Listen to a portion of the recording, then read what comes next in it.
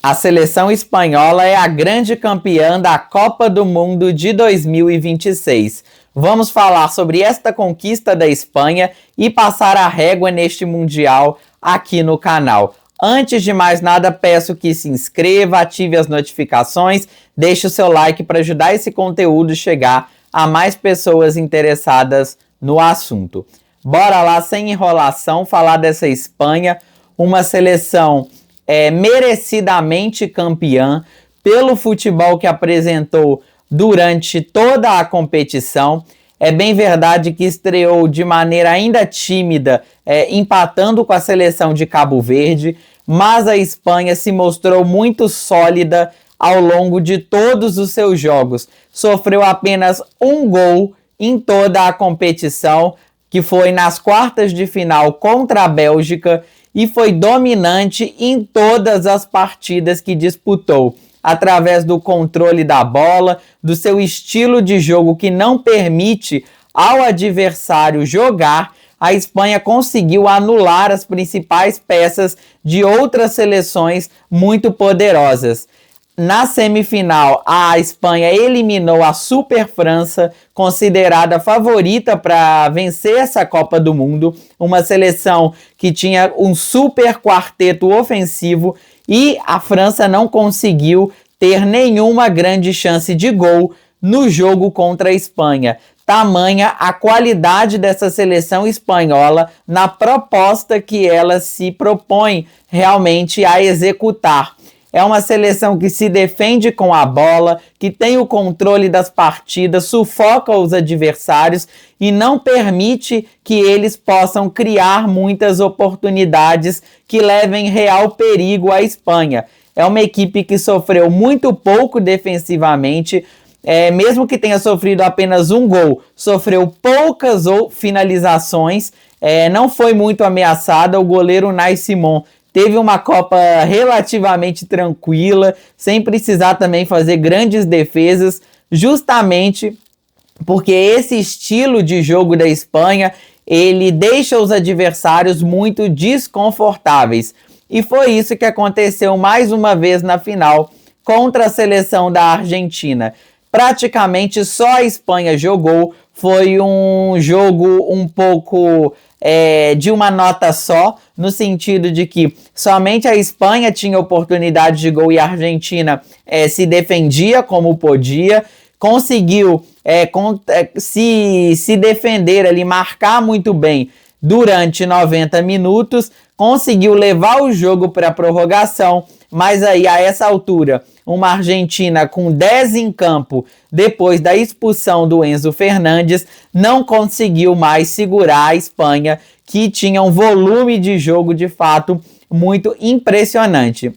Essa Argentina lutou como pôde, usou ali as suas armas, sobretudo em um sistema de marcação muito encaixado, mas não foi o suficiente para parar uma Espanha que tem vários protagonistas. Não é uma seleção de um único jogador, de um único destaque individual. É um coletivo que funciona de uma maneira muito funcional, muito harmônica e que consegue ser muito eficiente.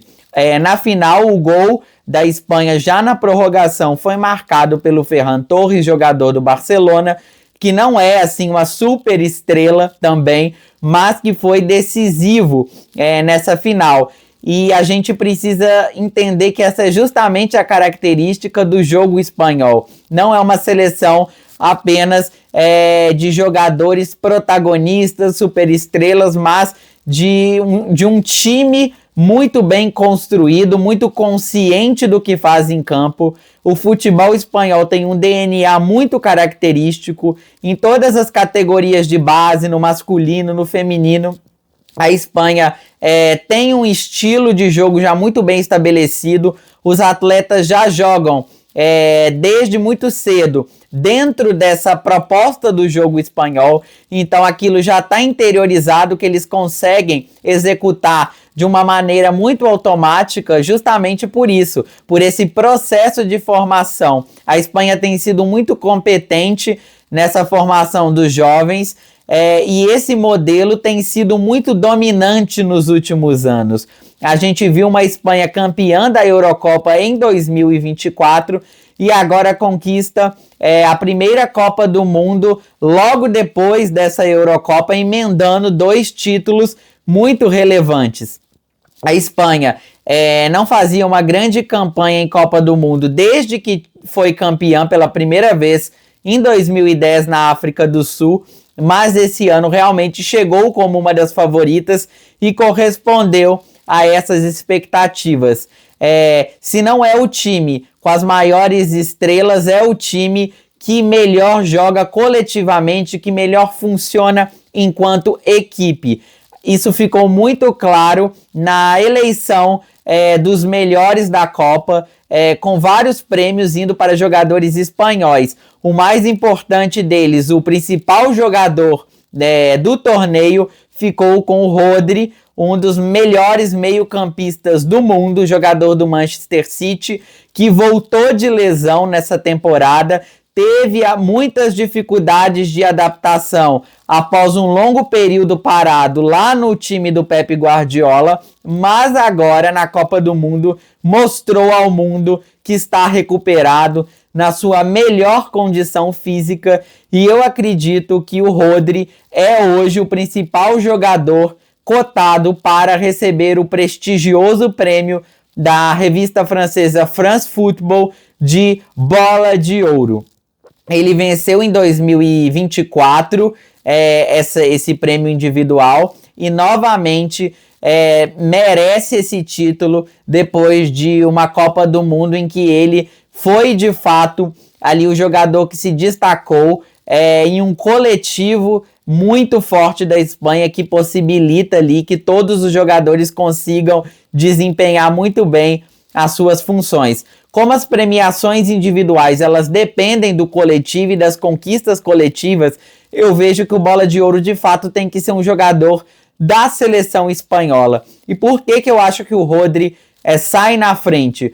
Justamente por ser o jogador mais fundamental desta seleção, que dá todo o equilíbrio da Espanha e que foi eleito justamente por isso o craque do torneio.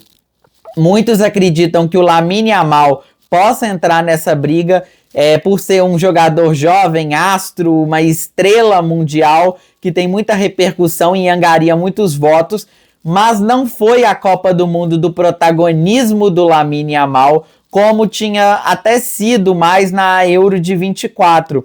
Foi uma Copa em que o Lamine não foi o grande determinante para a Espanha conquistar o título, embora muito importante em toda essa engrenagem que eu já mencionei. Eu acredito que dentro desse cenário o Rodri parte um pouco à frente, mas a gente não pode desconsiderar que Lamine Yamal, por ser quem esse astro jovem do Barcelona com muita mídia, pode acabar sendo eleito o Bola de Ouro.